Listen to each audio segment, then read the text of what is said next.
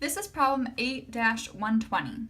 Carlos is always playing games with his graphing calculator, but now his calculator has contracted a virus. The trace, zoom, and window functions on his calculator are not working. He needs to solve x cubed plus 5x squared minus 16x minus 14 equals 0.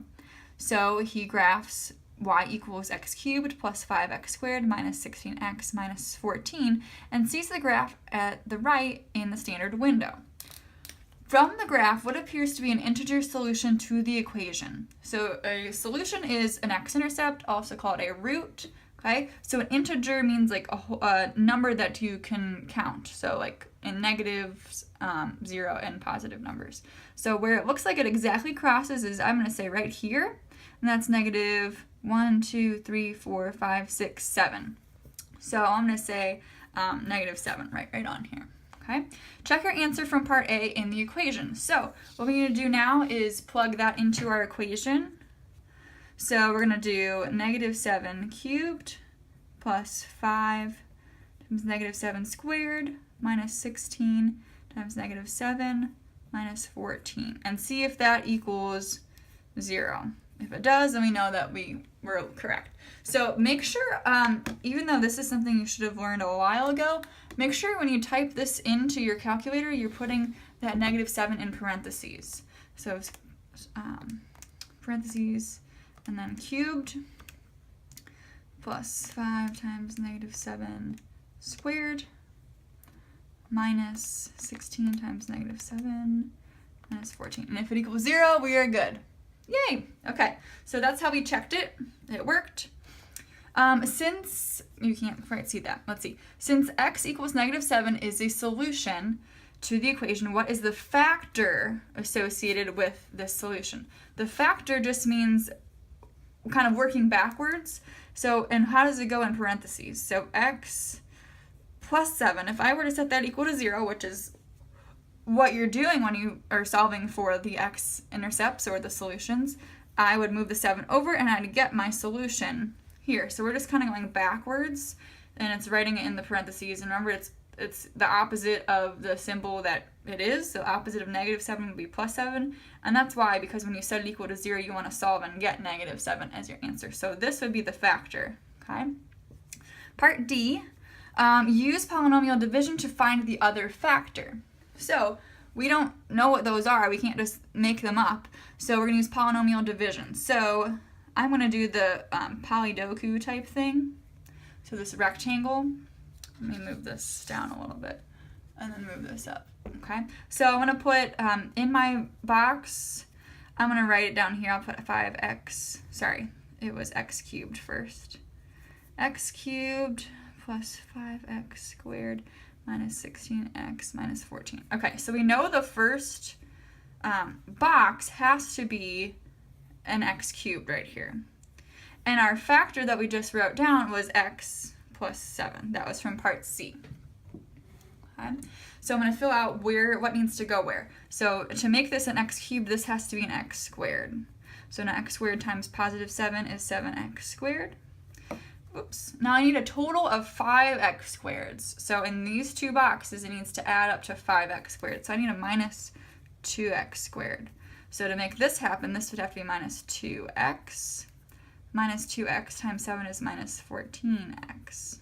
Okay? Now again, in these two diagonals, we need to add up to negative 16x. So we need, again, negative 2 and an x. So this would have to be a negative 2. This is what we're multiplying these two things to make this. That's how this is happening.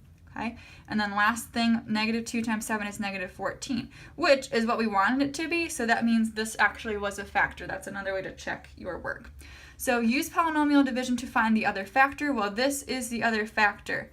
X squared minus 2x minus 2. That is the factor. Then it says E. Use your new factor to complete this equation. X cubed plus 5x squared minus 16x minus 14 equals this times this other factor. So we'll just write that. I'm going to let's write it over here, see if I can fit that over here. So we're going to write x cubed plus 5x squared minus 16x minus 14 equals my factor along this left side vertically times the factor along the top part. So they're saying if you were to take this vertical and horizontal thing and not know the insides, you would come up with the original equation.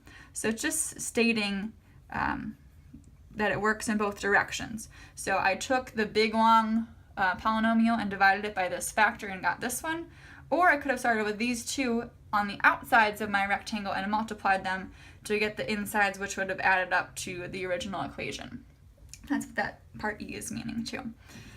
So F, last part of this question, says the other factor, which was the one we found up here, this is the other factor, leads to two other solutions to the equation. Find these two new solutions and give all three solutions to the original equation.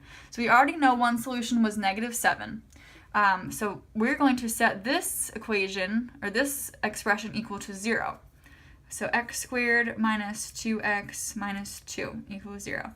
Now, we can't factor it.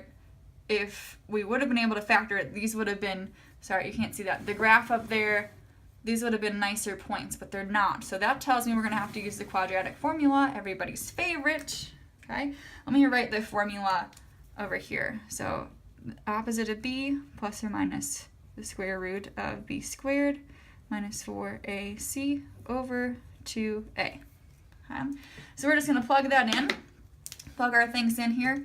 So we're solving. So we're going to say x equals opposite of b. So b is -2. So the opposite of that is +2. Plus or minus square root of b squared. -2 squared gives me a 4. That -4 is always the same, times a, which is worth 1, times c, which is worth -2. All divided by 2 times a, because that was our, a was 1. All right, so let's see here. We got 2 plus or minus the square root of, this will give me a +8 right here, right? This, all this part. So I have really 4 plus 8, so that's going to give me a 12 under here, and then divided by 2. So we want to simplify this as much as we can. So we know 12 could be rewritten as 4 times 3. And I know that because I want to use that number versus like 6 and 2 because 4 is a perfect square. So I could really separate this. I'm doing a lot of erasing. But this is really, it could be the square root of 4 times the square root of 3. The square root of 4, we already know that is a 2. And the square root of 3, we don't really technically know what that is. So we're just going to leave it alone. Now what we're going to do is we want to simplify this solution. Okay, right? We said it was going to be complex because it wasn't looking right on the graph. So this 2 is really divided by both parts. I can split this into 2 fractions, and now I have each part is divided by 2. Here's my little fraction. Here's the other one. Okay, this simplifies to a 1 right here, and this simplifies to a 1 also, so it basically crosses out. So our solutions were -7, that was from the first part. We get 1 plus or minus, that's what this big one is, and then we could write 1 times the square root of 3, or we can just write the square root of 3. So those are our solutions right there. We have 3 of them, and I'm just going to kind of box them in with purple here. So here are our solutions. This was from the graph. We were able to see that one, and this one we solved.